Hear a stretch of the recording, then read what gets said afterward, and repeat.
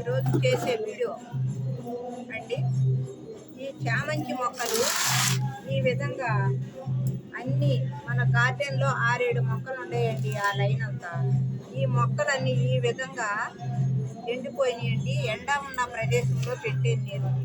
ఈ పువ్వులు కూడా ఎక్కువ నిలవ ఉండలేదు, మాడిపోతున్నాయండి ఇవి. అందుకని ఈరోజు నేనేం చేస్తున్నానంటే ఈ ఎండిన పువ్వులన్నిటినీ తీసేసి ఈ ఎండిన ఆకులను కూడా మనం ఈ విధంగా తీసేస్తున్నామండి. తీసేసి చక్కగా షేడ్ ఉన్న ప్రదేశంలో నేను ఈ మొక్కను పెట్టడానికని రెడీ చేస్తున్నానండి. ఇలా ఈ విధంగా పువ్వులు కూడా 4-5 రోజులే ఉండి ఇలా ఈ విధంగా అన్నీ మాడిపోతున్నాయండి. వీటినన్నిటినీ నేను తీసేసి చక్కగా షేడ్ ఉన్న ప్రదేశంలో పెడదామని ఈ మొక్కలను నేను క్లీన్ చేస్తున్నానండి. ఇది కూడా ఇవన్నీ 6-7 తొట్టులండి. ఇవి ఈ విధంగా చూడండి, షేడ్ ఉన్న ప్రదేశంలో స్టాండ్లు ఉన్నాయని నేను అక్కడ ఉంచానండి. ఉంచితే ఇట్లా చక్కగా మాడిపోయి అసలు ఎక్కువ రోజులు పువ్వులు ఉండలేదండి. ఒక 4-5 రోజులే పువ్వు మనకు వస్తుంది. అక్కడి నుంచి ఈ విధంగా ఇట్లా మాడిపోతుందండి. మాడిపోయి మనకి అసలు ఆ పువ్వులు అనేవి నిలబడట్లేదు.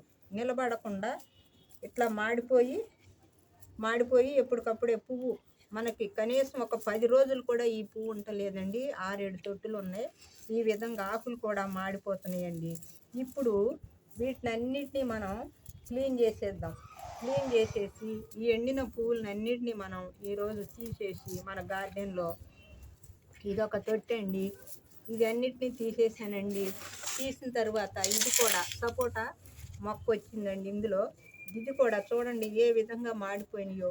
వీటిని మనం ఇట్లా ఈ వెండిని అన్నీ తీసేసి మనము చక్కగా మళ్ళీ వాటర్ అది ఇచ్చేసి దీన్ని మంచిగా షేడ్ ఉన్న ప్రదేశంలో పెడితే బాగుంటుందనే ఐడియాతోటి నేను ఇవన్నీ ఎండినవన్నీ నేను తీసేస్తున్నానండి.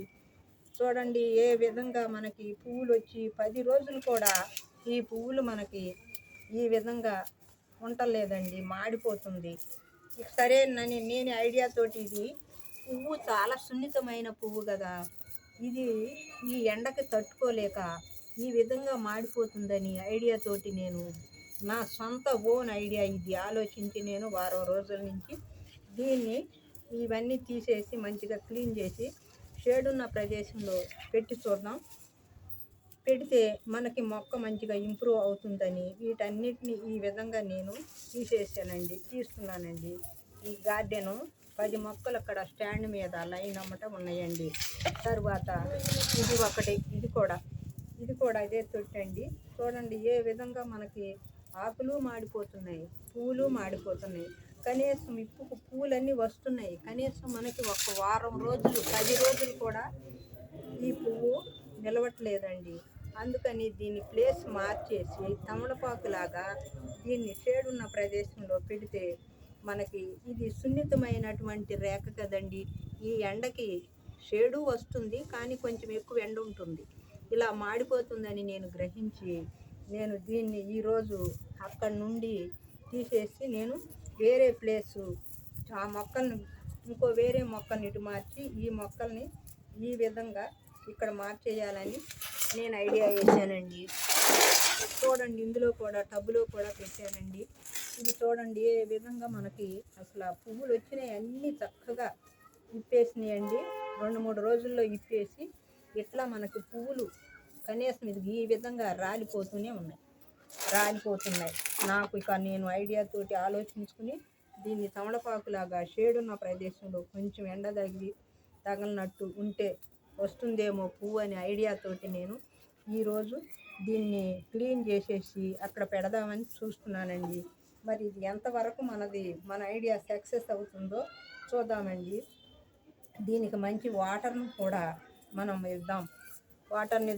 పురుగు పట్టకుండా చక్కగా ఇవన్నీ మంచిగా తాడు పెట్టేసి కట్టేసి దేనికి దానికే మనం పువ్వుల్ని పూయిద్దాం మన గార్డెన్లో.